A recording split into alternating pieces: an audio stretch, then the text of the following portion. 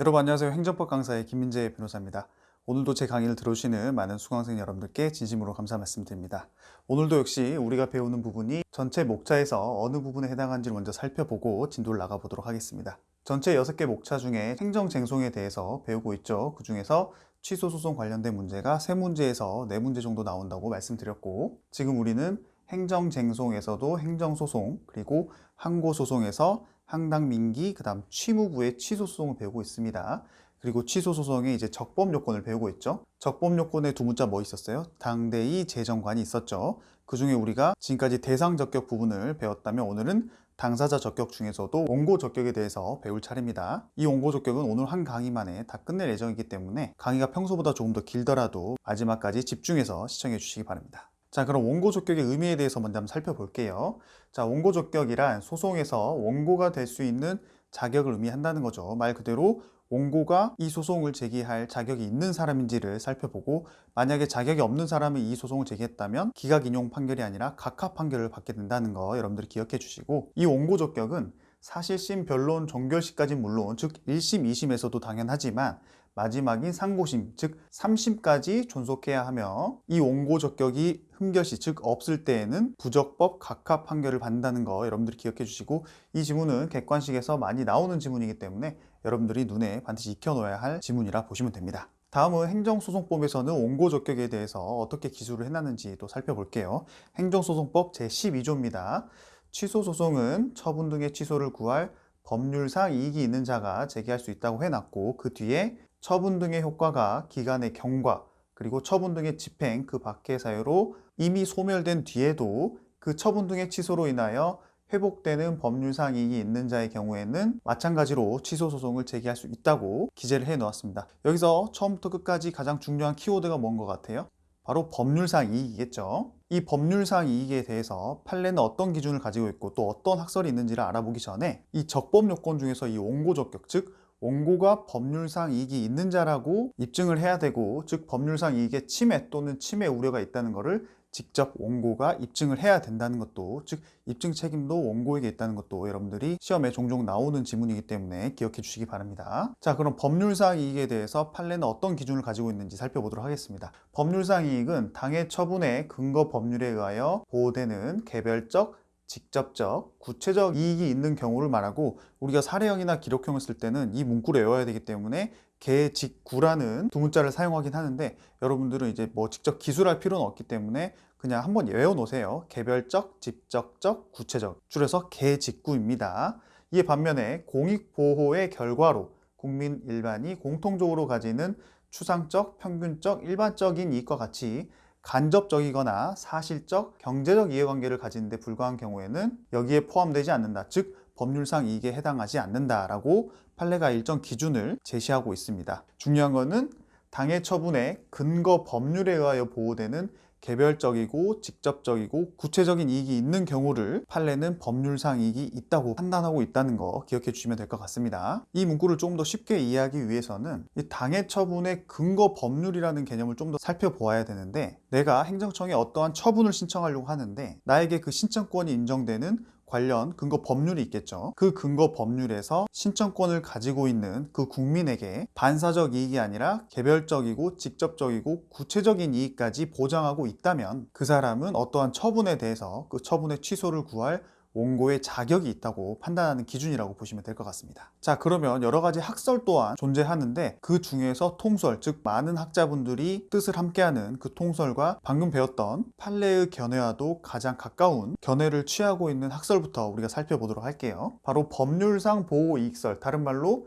법률상 권리구제설이라고 하는데, 이 학설은 위법한 처분으로 인해 권리뿐만 아니라 법률상 보호이익을 침해받은 자도 원고 적격을 가진다는 견해입니다. 이 문구 역시 여러분들이 달달 외울 필요는 없지만, 문제에서 법률상 이익에 대한 판례 또는 학설의 견해가 어떤 것인지를 고르는 문제에 있어서는 이 학설의 키워드인 권리뿐만 아니라 법률상 보호이익을 침해받은 자도 원고 적격이 있다고 판단하는 법률상 보호이익설 또는 법률상 권리구제설이라는 각각의 키워드와 이름들을 알고 계시면 쉽게 문제를 풀 수 있습니다. 통설 이외에도 권리구제설이라든가 보호가치 이익설, 그리고 적법성 보장설 이런 여러 가지 학설들이 있지만 실제 기출에서는 통설이나 판례 이외에 소수설들은 시험 자체에 나오는 빈도가 낮기 때문에 지금 기본 강의에서는 교재에 나와 있는 각 학설들의 의미에 대해서만 눈에 한번 익혀 놓으시고 추후 기출문제 강의 시간에 소수설 중에서도 기출로 나온 부분들을 한번 더 살펴보는 시간을 따로 갖도록 하겠습니다. 자, 그 다음은 이제 법률상 이익에서 이 법률의 범위는 어디까지로 보느냐에 대한 논점을 살펴볼 텐데, 판례는 처분의 근거 법규, 즉 직접적인 그 처분의 근거 법규가 되는 법률 이외에도 이와 관련된 관련 법규 역시 법률상 이익의 그 법률에 포함된다고 판시하고 있습니다. 대법원의 판례를 좀 살펴보면 속리산 국립공원 용화 집단시설지구의 개발을 위한 공원사업 시행허가에 대한 취소소송 사건이 있었어요. 이름이 어렵고 길더라도 중요한 거는 그 밑에 키워드만 여러분들이 기억하시면 됩니다. 이 취소소송 사건에서 직접적인 근거 법규인 자원공원법뿐만 아니라 허가와 불가분적으로 연관관계가 있는 환경영향평가법령도 이 공원사업 시행 허가 처분의 근거 법령이 된다고 판시해서 아까 말씀드린 것처럼 근거 법규뿐만 아니라 관련 법규 역시 이 법률의 이익에 해당이 돼서 이 근거 법률의 범위 자체를 확대했다는 걸 여러분들이 기억해 주시고요. 헌법재판소 역시 이와 관련된 판단에서 헌법상 기본권에 의한 법률상 이익까지 인정하고, 그 예를 들면 이제 경쟁의 자유 같은 거죠. 하지만 너무 광범위한 법률상 이익을 인정하게 되면 안 되기 때문에 환경권과 같은 추상적인 기본권의 침해만으로는 원고 적격을 인정할 수 없다는 판단을 했다는 것도 간혹 나오는 객관식 지문이기 때문에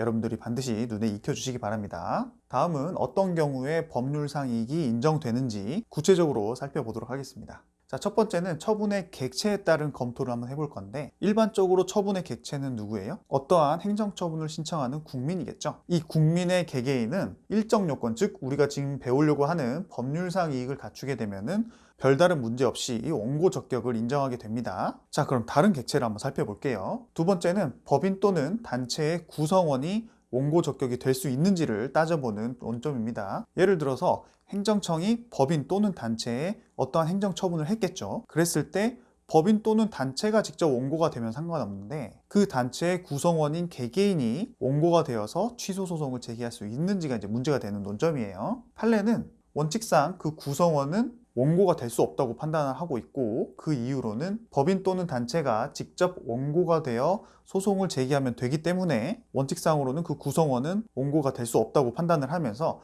예외적으로 법인의 존속 자체를 좌우하는 처분이거나, 즉 이 처분으로 인해서 법인의 존속이 없어질 정도로 중요한 영업 불가 처분 같은 처분이거나 주주의 지위에 중대한 영향을 초래함에도 구성원이 스스로의 그의 지위를 보호할 수 있는 방법이 달리 없는 경우에는 예외적으로 그 단체나 법인의 구성원에게도 원고 적격을 인정하고 있습니다. 여기서는 예외적인 두 가지, 법인의 존속 자체를 좌우하는 처분이거나 주주의 지위에 중요한 영향을 초래함에도 구성원이 스스로 그 지위를 보호할 수 있는 방법이 달리 없는 그 두 가지에는 예외적으로 그 구성원들에게도 원고 적격을 인정하고 있다는 거 여러분들이 기억해 주시면 되고요. 그 다음 세 번째는 이제 국가입니다. 국가. 과연 국가가 어떠한 행정청의 처분에 대해서 취소소송을 제기할 수 있는지 한번 살펴볼게요. 판례에서는 이제 명백히 국가는 어떤 경우든 원고 적격이 없다라고 말하고 있지는 않지만, 국가가 지방자치단체의 장을 상대로 취소소송을 제기한 사건에서 국가는 이 취소소송에 원고 자격이 없다라고 판단을 했습니다. 이 사건에서는 지방자치단체가 국가의 기관 위임 사무를 수행함에 있어서 아마 국가의 입장과 반하는 어떠한 행정처분을 내렸을 거예요. 이때 국가가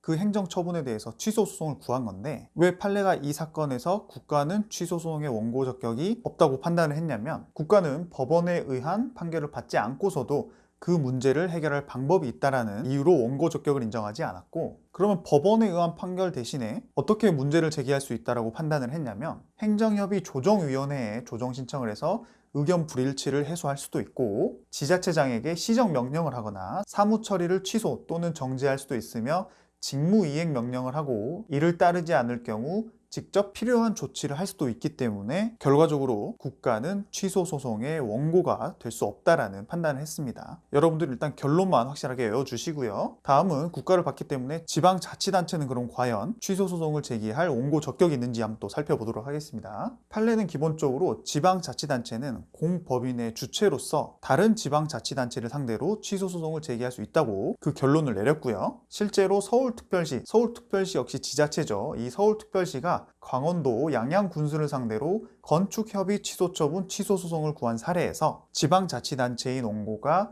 이를 다툴 수 있는 실효적인 해결 수단이 없는 이상 원고는, 즉 서울특별시는 피고인 강원도 양양군수를 상대로 항고소송을 통해 이 사건 처분의 취소를 구할 원고 적격이 있다라고 판단을 했습니다. 결론적으로 국가는 취소소송의 원고가 될 수 없지만 지방자치단체는 취소소송의 원고가 될 수 있다고 여러분들이 꼭 기억해 주시고요. 마지막은 국가기관에 대해서 국가기관이 과연 원고 적격을 가지고 있는지 살펴보도록 하겠습니다. 자, 국가기관은 뭐예요? 어떠한 행정청이라고 보시면 됩니다. 이러한 행정청은 판례가 어떻게 판단하고 있냐면 국가기관은 국가에 속해 있는 기관에 불과할 뿐 법률 관계의 주체가 아니기 때문에 취소소송의 원고의 자격이 없다라고 판단을 하고 있습니다. 국가도 안 되지만 국가기관 역시 되지 않는다는 결론을 가지고 있죠. 그 논리는 원칙상 국가기관은 독립된 법인격이 없다는 거 여러분들이 기억해 주시면 되겠고, 하지만 또 예외도 있습니다. 판례는 예외적으로 처분을 다툴 실효적인 해결 수단이 없을 경우에는 원고 적격을 인정하고 있는데, 그 대표적인 사례들을 살펴보면 시도의 선거관리위원장, 즉 국가기관이죠. 이 국가기관이 국민권익위원회를 상대로 소속 직원에 대한 중징계 요구 취소 처분에 대해서 취소소송을 제기했을 때 원칙상으로는 국가기관이 제기한 취소소송이기 때문에 원고 적격이 없다고 판단을 해야 되지만, 본 취소소송을 통하지 않을 경우에는 실효적인 해결 수단이 없기 때문에 예외적으로 원고 적격을 인정한 겁니다. 그리고 두 번째 사례도 소방청장인 국가기관이 국민권익위원회를 상대로 인사취소 조치 요구 처분에 대한 취소소송을 제기했을 때 역시 마찬가지로 예외적으로 국가기관인 소방청장에게 취소소송의 원고 적격을 인정했다는 거 기억해 주시고, 공교롭게도 국가기관에게 예외적으로 원고 적격 인정된 사례에서는 피고가 누구였어요? 국민권익위원회였죠. 이 국민권익위원회가 피고가 됐을 때는 예외적으로 국가기관에게 취소소송의 원고 적격이 인정되고 있다는 그 키워드들을 여러분들이 반드시 기억해 주시면 될 것 같습니다. 다음은 처분의 성질에 따른 구체적인 검토를 또 해보도록 하겠습니다. 자, 우리가 처분의 성질을 나눠보면 민원인에게 이익이 되는 수익적 처분이 있고 민원인에게 피해를 주는 침익적 처분이 있죠. 그럼 수익적 처분 같은 경우는 특별한 사정이 없는 한 권리 또는 법률상 보호되는 이익이 침해되었다고 볼 수 없기 때문에 원고 적격이 인정되지 않는 거예요. 너무 당연한 말이죠. 국민이 자기에게 이익이 되는 행정청의 처분을 받았는데 굳이 그 처분을 취소할 만한 이유가 있을까요? 없겠죠. 하지만 특별한 이유가 있을 때는 또 인정이 된다고 판례 문구가 적어놨습니다. 이 문구 때문에 간혹 말장난 같은 문제들이 나오긴 하는데, 실제 나왔던 기출 중에 수익 처분은 상대방에게도 당해 처분의 취소를 구할 이익이 인정될 수 있다라는 이 문구가 우리가 문제를 빨리 풀다가 넘어가다 보면 수익 처분의 상대방이기 때문에 취소를 구할 이익 자체가 없을 것 같잖아요. 하지만 이 경우에도 특별한 사정이 있을 수 있는 경우에는 수익 처분의 상대방에게도 이익이 인정될 수 있기 때문에 이 지문은 X가 아니라 O가 됩니다. 물론 이런 문제들이 질이 좋은 문제들은 아니에요. 하지만 아주 간혹 이런 말장난 문제가 나왔을 때도 한 문제가 아쉬운 우리 입장에서는 무조건 맞춰야 되기 때문에 제가 여러분들에게 소개를 해드리는 겁니다. 다음은 침익적 처분에 대해서도 알아볼게요. 자, 어떤 국민이 침익적 처분, 즉 나에게 불이익이 되는 처분을 받았을 때에는 그 국민은 처분 근거 법률의 사익 보호 여부와 관계없이 원고 적격이 인정된다. 다시 말하면 나에게 내려진 그 처분의 그 근거 법률이 사익을 보호하고 있는지 없는지와 상관없이 침익적 처분의 상대방인 그 국민은 원고 적격이 인정된다는 거죠. 왜냐하면 그 처분으로 인해서 내 이익이 이미 침해됐기 때문에 이를 다툴 원고로서의 자격은 일단 갖춰준다는 게 법원의 판단이 된다고 여러분들이 기억하시면 될 것 같습니다. 자, 그러면 원고 적격에서 가장 중요하기도 하고 가장 많은 문제 비중을 차지하고 있는 처분의 직접 대상이 아닌 제3자의 경우에는 원고 적격이 인정되는지 혹은 안 되는지, 그리고 예외적인 상황은 또 어떤 게 있는지를 자세히 살펴보도록 하겠습니다. 자, 먼저 처분의 직접 대상이 아닌 제3자는 해당 처분으로 인하여 간접적이고 반사적 이익의 침해를 받는 사람에 불과하기 때문에 원칙상으로는 원고가 될 수 없습니다. 당연한 말이죠. 내가 어떠한 처분을 받은 직접적인 당사자도 아니게 되면 다른 사람이 받은 행정처분에 대해서 그 처분의 취소를 구할 원고 적격을 인정해 줄 필요가 있을까요? 원칙적으로는 인정해 줄 필요가 없다는 거죠. 만약 그렇게 해서 인정을 해주면 소송이 너무 많아질 겁니다. 실제 예를 들어보면 A라는 사람이 자신의 동종업자인 B가 받은 과징금 부과처분 취소 재결에 대해서 취소 소송을 제기할 법률상 이익은 없다라고 보는데, 이게 무슨 말이냐면 A와 B라는 사람이 서로 동종업자이면서 경쟁자예요. 자, 이때 B가 어떤 잘못을 해서 행정청으로부터 과징금 부과처분을 받았어요. 그랬는데 B가 그 과징금 부과 처분에 행정심판을 제기해서 그 과징금 부과 처분 취소 재결을 받았다는 거죠. 즉 B는 이제 과징금을 내지 않아도 되는 재결 판단을 받은 거예요. 이랬을 때 경쟁자인 A가 그 행정심판의 재결을 대상으로 해서 취소소송을 제기할 수 있다고 보면 되겠어요? 그럴 만한 이유가 있다면 모르겠지만 최초의 과징금 부과 처분과 행정심판의 재결이 A라는 사람에게는 직접적이고 구체적인 연관성 자체도 없고, 만약 그 과징금 처분으로 인해서 A가 보호받을 수 있는 법익이 있다면 그 법익은 반사적 이익에 불과하기 때문에 결국 A에게는 그 재결의 취소 소송을 구할 원고 적격이 없다고 여러분들이 보시면 됩니다. 이 사건이 어떤 사건이었냐면 장희자동차 운수사업구역 위반 사건이었어요. 장희자동차가 이제 운송 영업을 할 수 있는 그 구역이 정해져 있는데 B라는 사람이 그 구역을 넘어서 영업을 했기 때문에 이제 과징금 부과 처분을 받은 거죠. 어떻게 보면 A의 영업구역을 넘어왔기 때문에 B라는 사업자가 과징금 부과 처분을 받았던 거예요. 하지만 이 B에 대한 과징금 부과 처분으로 인해서 A의 영업이 보호되는 이익의 결과는 사업구역 제도의 반사적 이익에 불과하다는 거죠. 즉 A에 대한 직접적이고 구체적인 이익을 보호하기 위해서 과징금 부과 처분을 한 것이 아니기 때문에 결론적으로 A는 그 과징금 부과 처분과 관련된 부과 처분 취소 재결에 대해서도 다툴 원고 적격이 없다고 여러분들이 정리해 주시면 될 것 같습니다. 따라서 처분의 직접 대상이 아닌 제3자는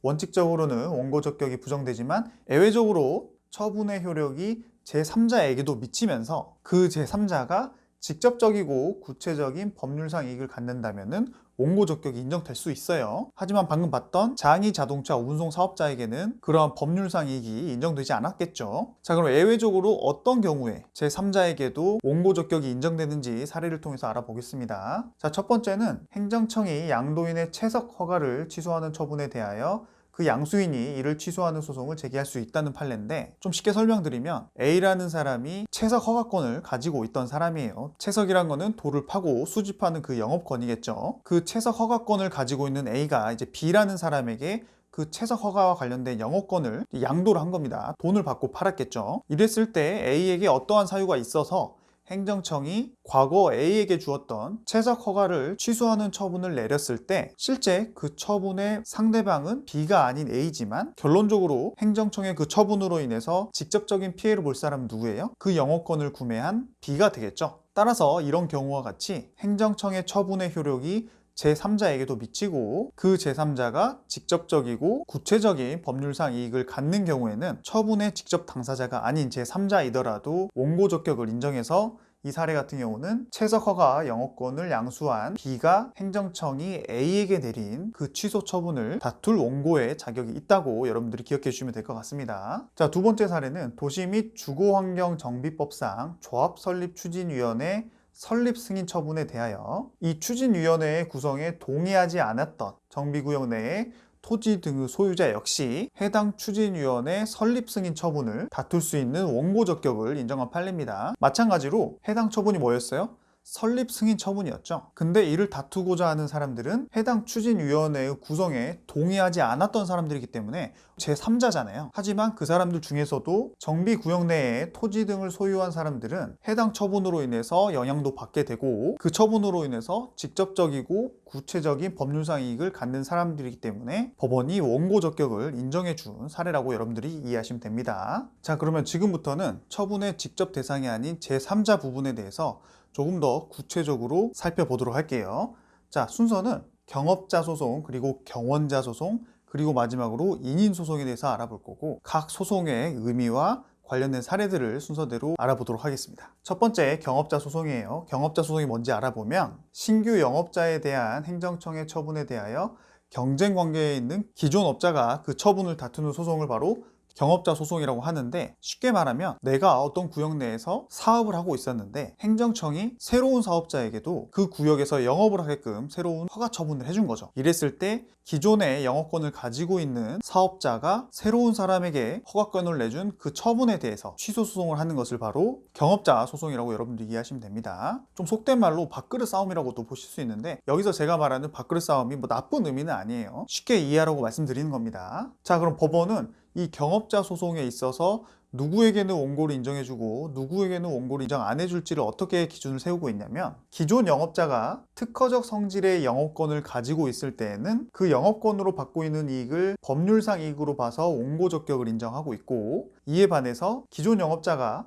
허가적 성질의 영업권을 가지고 있을 때에는 그 영업권으로 받고 있는 이익이 반사적 이익으로 봐서 원칙적으로는 원고 적격을 인정하지 않고 있습니다. 제가 여기서 원고 적격을 인정하고 있지 않으나 라고 한 거는 또 예외가 있다는 뜻이겠죠. 그 부분은 뒤에 가서 살펴보도록 할게요. 자, 정리하면 기존 영업자, 즉 먼저 영업을 하고 있던 사람의 영업권이 특허적 성질의 영업권이라면은 신규 영업자를 대상으로 했던 그 처분에 원고 적격을 인정해 주는 거고, 이에 반해서 기존 영업자의 영업권이 허가적 성질의 영업권이었다면 원고 적격 자체를 인정해 주지 않고 있다고 정리하시면 됩니다. 자, 그럼 여기서 시간이 좀 오래 지났기 때문에 특허와 허가에 대해서 간단하게 살펴보면, 특허는 특정인에게 특정한 권리 또는 포괄적 법률 관계를 설정해주는 형성적인 재량 행위를 특허라고 하고요. 허가는 불특정 다수에게 본래적으로 금지하고 있던 제한을 해제해주는 명령적 기속행위라고 우리가 2단원에서 배웠던 개념들이죠. 여러분들이 한 번 더 떠올리시면서 지금 이 판단 기준 역시 살펴봐 주시면 될 것 같습니다. 자, 그러면 경업자 소송에서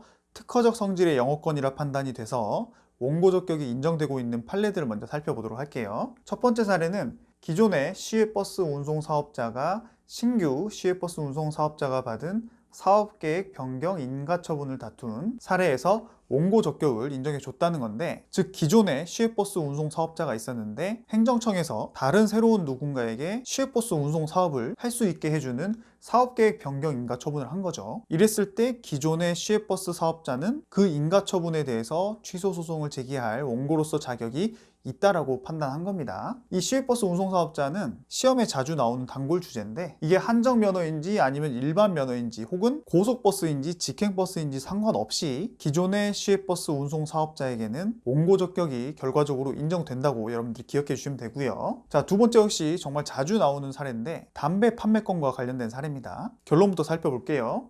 담배 일반 소매인이 신규 일반 소매인이 받은 지정 처분을 다툴 원고 적격은 인정되지만, 담배 소매인이 신규 구내 소매인이 받은 지정 처분을 다툴 원고 적격은 인정되지 않는다. 자, 이 말이 무슨 말이냐면, 우리나라는 담배를 판매하기 위해서는 담배 소매인으로 일단 지정이 돼야 되는데, 이 담배 소매인의 종류에는 일반 소매인과 구내 소매인으로 나눠져 있어요. 그 차이가 뭐냐면, 일반 소매인은 쉽게 말해서 편의점과 같은 작은 공간에서 담배를 파는 사업자를 일반 소매인이라고 하고, 지자체마다 규정은 다르지만 일정한 면적 이상의 점포에서 담배를 파는 사업자 같은 경우에는 구내 소매인이라고 합니다. 이 규정들은 담배 사업 법령에 다 정해져 있는 건데, 그 법과 시행령 안에는 일반 소매인 간에는 일정한 간격 내에 일반 소매인 점포를 여러 개 줄 수 없다라는 규정이 있고, 이에 반해서 구내 소매인 간 혹은 일반 소매인과 구내 소매인 간에는 그러한 규정을 두는 조항이 존재하고 있지 않아요. 따라서 이 사례들과 같이 기존의 담배 일반 소매인이 영업을 하고 있었을 때에는 그 인근 구역에 다른 일반 소매인이 영업을 할 수 있도록 지정 처분을 하게 되면 기존의 일반 소매인은 그 처분을 다툴 원고 적격이 인정되는 거고요. 이에 반해서 그 지역에 일반 소매인이 아닌 구내 소매인이 영업을 할 수 있도록 지정 처분을 한 처분에 대해서는 기존의 일반 소매인이 취소 소송을 할 수 있는 원고 적격이 인정되지 않는다고 여러분들이 그 결과를 확실하게 구분해 주시면 될 것 같습니다. 어렵지 않죠?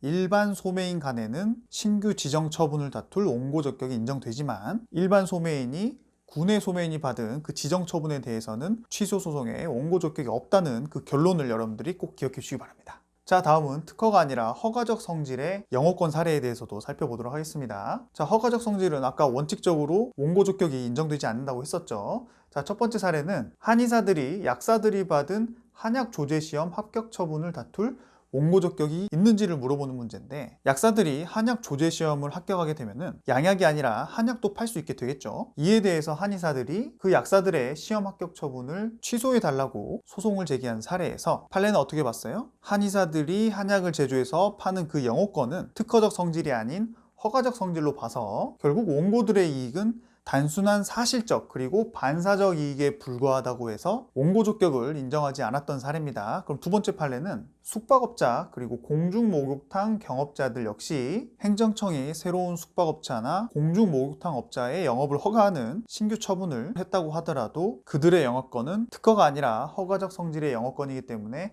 실제로 영업상 이익이 감소하였더라도 그러한 신규 허가 처분에 대해서 취소 소송을 제기할 원고 적격이 없다고 판단했다고 여러분들이 꼭 기억해 주시기 바랍니다. 자, 아까 앞에서 말씀드렸던 허가적 성질의 영업권이더라도 예외적으로 원고 적격을 인정해 주는 경우가 있다고 했잖아요. 그 사례들은 예외의 예외이기 때문에 시험에 자주 나옵니다. 여러분들 반드시 암기해 놓으셔야 되는데 그 기준을 보면 다만 허가적 성질의 영업권이라 하더라도 처분의 근거 법률이 과다 경쟁으로 인한 불합리를 방지하여 기존 영업자 개인의 이익도 보호하는 것을 목적으로 하는 경우에는 그 예외의 예외로 원고 적격을 인정하고 있다는 판례고, 그 대표적인 사례로 약종상 허가업자 판례가 있는데 이 약종상이라는 직업이 지금은 신규로 될 수 있는 직업은 아닙니다. 예전에 우리가 시골 같은 데 가보면 약국이 아니라 약방이라는 간판을 가지고 약을 팔았던 가게들이 있었어요. 예전에는 약사들이 많이 없다 보니까 사람이 많이 살지 않는 지역에 한해서 약국에 몇 년 이상 근무했다거나 일정한 시험을 합격한다거나 하는 기준을 통과하면 약종상 허가업을 새로 내줬었거든요. 하지만 지금은 법률이 개정돼 가지고 신규로 약종상 허가업이란 게 나올 수가 없게 됐습니다. 그래도 판례를 한번 살펴보면 기존 약종상 허가업자가 자신의 영업 지역으로의 새로운 약종상 허가업자가 영업을 할 수 있도록 영업소 이전 허가 처분을 해줬을 때 원칙상으로는 이 약종상 허가업자 역시 허가적 성질의 영업권이지만 예외적으로 이 약종상 허가과 관련된 법률이 과다 경쟁으로 인한 불합리를 방지하여서 기존에 영업하고 있는 그 약종상 개인의 이익도 보호하는 것을 목적으로 하고 있기 때문에 예외적으로 원고 적격을 인정해주는 대표적인 사례라고 보시면 됩니다. 잘 아시겠죠?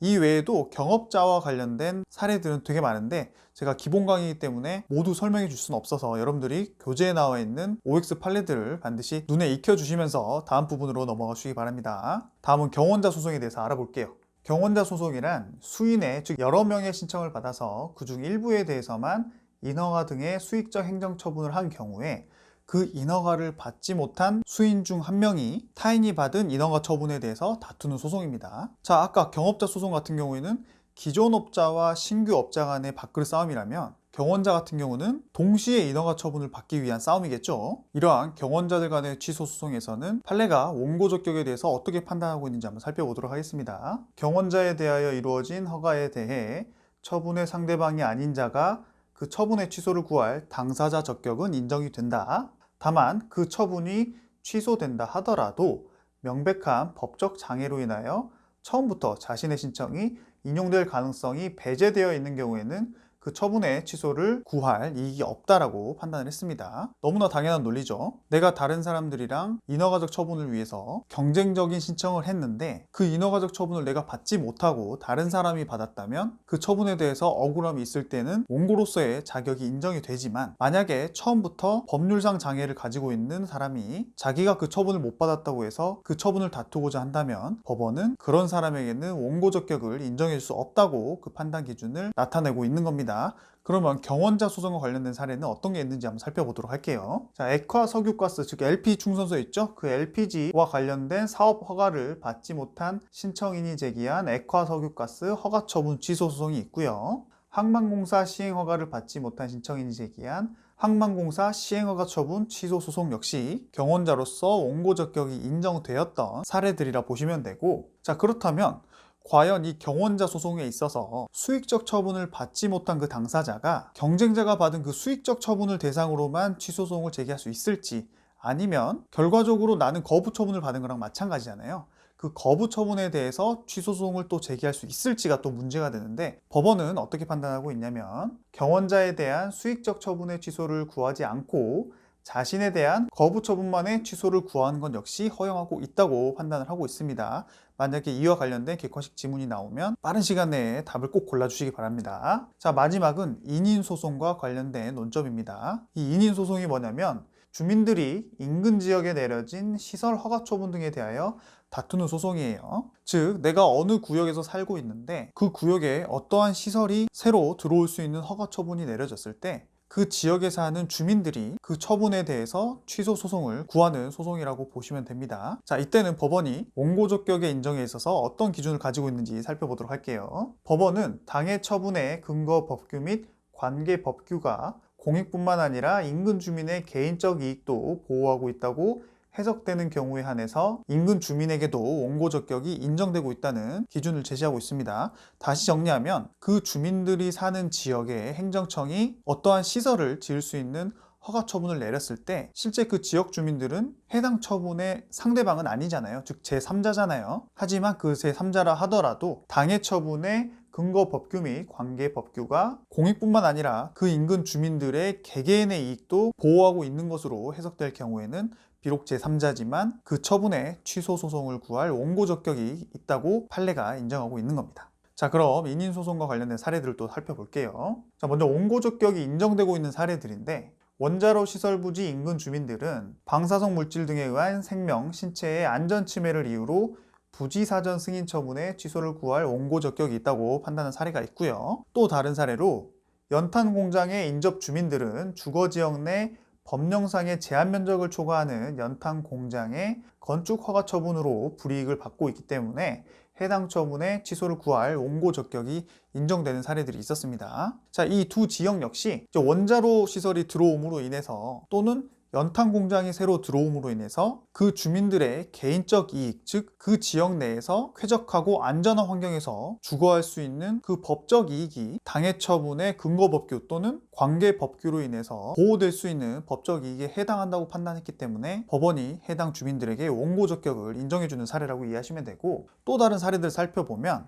납골당 설치 장소 500m 내의 인가 밀집 지역 거주 주민들은 납골당 설치로 인하여 환경이익 침해 또는 침해 우려가 있는 것으로 사실상 추정이 되어서 납골당 설치 허가 처분에 취소를 구할 원고 적격이 있다고 또 인정을 해줬고요. 마지막으로 취수장 인근의 부산광역시 또는 양산시 주민들은 취수장에서 취수된 물을 공급받기 때문에 김해시장의 낙동강 합류하천수 주변 공장 설립 승인 처분에 취소를 구할 원고 적격이 있다고 역시 판단을 했습니다. 이 판례들 역시 아까 앞에서 봤던 그 두 사례와 마찬가지로 비록 해당 처분의 제3자들이지만 그 처분의 취소를 구할 법률상 이익이 있다고 인정을 했기 때문에 원고 적격이 인정된 거고요. 이 취수장 인근의 공장 설립 승인 처분과 관련된 또 비교 판례가 있는데, 다음 페이지 보시면 상수원 보호구역에서 급수를 받는 주민들은 상수원 보호구역 설정에 근거가 되는 수도법과 그 시행령이 보호하고자 하는 것은 상수원 확보와 수질 보존일 뿐, 상수원에서 급수를 받고 있는 지역 주민들의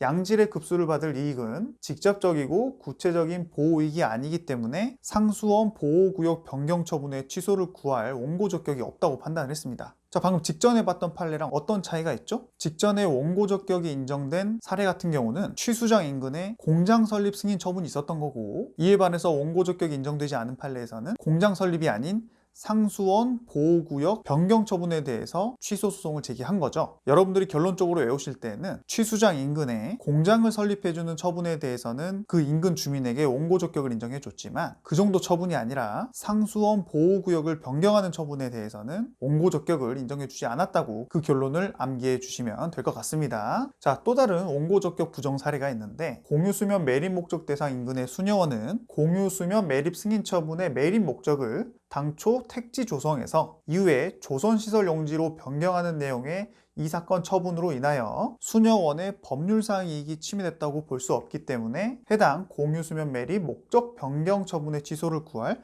원고 적격이 없다고 판단을 했습니다. 즉 당초 매립 승인 처분의 목적이 택지 조성이었는데 이후에 조선시설 용지, 즉 배를 만드는 용지로 변경된 처분이 있었다는 거죠. 근데 그 근처에 있었던 수녀원이 이러한 변경 처분은 부당하다고 이제 취소소송을 제기했던 거예요. 근데 법원은 이 변경된 처분으로 인해서 수녀원의 법률상 이익이 침해됐다고 볼 수 없기 때문에 이제 원고 적격을 인정하지 않았는데, 꽤 유명한 판례입니다. 그 수녀원이 단순히 그 인근에 위치한 것뿐만 아니라 이제 공익성 목적일 수도 있겠지만 잼을 만드는 사업 자체도 하고 있었어요. 근데 주변에 배를 만드는 조선시설 용지로 땅이 매립된다고 하니까 그 잼을 만드는 그 영업권에도 직접적인 피해가 생길 수 있기 때문에 제기한 취소 소송이었단 말이죠. 하지만 법원은 결론적으로 이 사건 처분으로 인하여 원고 수녀원에 소속된 수녀 등이 전과 비교하여 수인 한도를 넘는 환경 침해를 받지도 않고 쾌적한 환경에서 생활할 수 있는 환경상 이익을 침해받는다 하더라도 이를 바로 원고 수녀원의 법률상 이익이 침해된다고 볼 수도 없으면서 자연인이 아닌 이 수녀원은 쾌적한 환경에서 생활할 이익을 향수할 수 있는 주체도 아닐 뿐더러 마지막으로 수녀원이 운영하는 잼 공장의 직접적이고 구체적인 재산적 피해가 발생하는 점에 대해서도 증명이 부족하기 때문에 결국 이 수녀원은 본 취소 소송을 제기할 원고의 자격 자체가 없다고 판단한 유명한 판례입니다. 하지만 이런 자세한 내용들보다는 객관식을 준비하는 수험생 입장에서는 결론, 즉 공유수면 매립 목적 대상 인근의 수녀원은 기존의 택지조성 승인 처분의 매립 목적에서 조선시설 용지로 변경하는 처분을 다툴 원고 적격이 없다라는 것만 여러분들이 기억해 주시고 넘어가시면 될 것 같습니다. 자, 이제 진짜 마지막으로 넘어와서 이 인인 소송의 판단 기준 중에서 환경 영향 평가 지역에 대한 구체적인 판단 기준에 대해서 살펴보도록 하겠습니다. 자, 우리 법원은 환경 영향 평가 지역의 경우 처분의 직접적인 근거 법률뿐만 아니라 환경 영향 평가 법령도 근거 및 관계 법률로 인정을 하고 있고, 환경 영향 평가를 실시하여야 하는 경우 또는 환경상 침해를 받을 영향권의 범위가 이미 설정되어 있는 경우, 그 영향권 내에 거주하는 주민들의 경우에는 환경상 이익에 대한 침해 또는 침해 우려를 사실상 추정하고 있기 때문에 원고들은 그 지역 내에 거주하고 있는 사실만 입증을 하면 원고 적격이 바로 인정이 되고, 반면에 영향권 밖에 거주하고 있는 주민들은 해당 처분으로 인해서 환경 침해를 받거나 침해를 받을 수 있는 우려가 있다는 점을 원고가 직접 입증해야만 원고 적격이 부여가 되고 있습니다. 하지만 또 예외적으로 직접 거주를 하고 있지 않지만 영향권 내에서 농작물을 경작하는 등의 현실적으로 환경상 이익을 향유하는 사람도 원고 적격이 또 추정이 되고요. 그 예외에 대한 또 예외로 단지 그 영향권 내에 건물이나 토지를 소유하고 있다거나 환경상 이익을 일시적으로 향유하는 데 그치는 자는 또 원고 적격이 없다는 것까지 여러분들이 이 법원의 판단 기준을 반드시 암기해 주시기 바랍니다. 그렇게 어려운 개념은 아니에요. 즉 정리를 해보면 환경 영향 평가 지역 내의 주민들은 그 해당 지역에 어떠한 행정청의 처분으로 인해서 환경이 오염될 수 있는 상황이 벌어지면 실제 그 지역 내에 거주하고 있는 주민들은 그 거주 사실만 입증하면 원고 적격이 바로 인정이 된다는 거고, 만약 그 지역 밖에 거주하고 있는 주민들은 그 해당 처분으로 인하여 환경이 오염되었거나 또 오염될 수 있는 가능성을 입증하면 원고 적격이 인정된다는 거고요. 예외적으로 실제 그 구역 내에 거주하고 있지는 않지만 밭을 간다거나 하는 현실적으로 환경상 이익을 향유하고 있는 사람은 아까 지역 내 거주자처럼 원고 적격이 바로 인정이 되지만, 그렇다 하더라도 그 영향권 내에 직접 살지는 않으면서도 토지가 있다거나 또는 건물이 있다는 그 이유만으로 원고 적격이 바로 인정되지는 않는다는 것을 여러분들이 머릿속에 한번 정리해 주시면 특별히 헷갈리지 않고 관련된 객관식 지문을 맞출 수 있을 겁니다. 이 인인 소송과 관련된 문제들의 결론은 결국 원고 적격이 인정되냐 안 되냐는 문제겠죠. 사례들이 상당히 많이 있습니다. 제가 기본 강의 시간에 모든 사례를 다 설명해 드릴 수 없기 때문에 여러분들이 교재에 나와 있는 인정 사례와 불인정 사례를 반드시 참고해 주시고, 결국 이러한 논점들은 반복을 통해서 눈에 익혀야지만이 완전히 여러분들의 지식으로 가져갈 수 있습니다. 따라서 오늘 수업이 끝나고 나서 교재에 나와 있는 여러 가지 OX 사례들을 반드시 복습을 해 주시기 바랍니다. 자, 그럼 오늘 강의도 마무리 한번 해볼게요.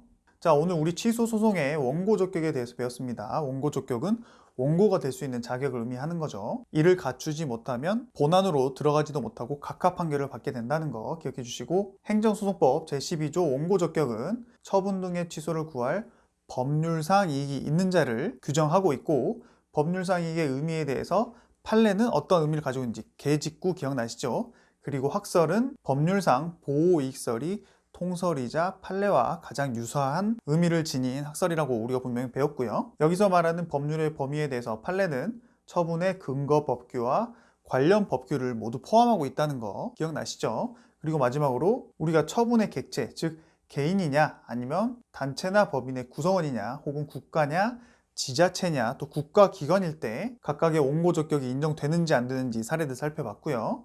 또 처분의 성질, 수익적 처분이냐 침익적 처분이냐에 대해서 각각의 개념과 사례들 살펴봤고, 마지막으로 처분의 직접 대상이 아닌 제3자일 때, 그것도 이제 경업자와 경원자, 그리고 마지막 인인 소송일 때 각자의 개념들과 관련된 사례들, 결국에는 원고 적격이 인정되냐 안 되냐에 대해서 오늘 살펴봤습니다. 여러분들이 수업 시간 그리고 이제 복습하시면서 봐야 될 그 사례들이 많지만 제가 항상 말씀드리듯이 객관식에서는 OX만 고르면 되는 개념들이기 때문에 너무 마음에 부담을 갖지 마시고 자주 반복해서 눈에 익히면 결국 시험장에서 짧은 시간 내에 정답을 고를 수 있습니다, 여러분. 자, 그럼 오늘 수업도 여기서 마치도록 하겠습니다. 오늘 하루도 정말 고생 많으셨고요. 저는 다음 시간에 다시 찾아뵙도록 하겠습니다. 여러분 고생 많으셨습니다. 감사합니다.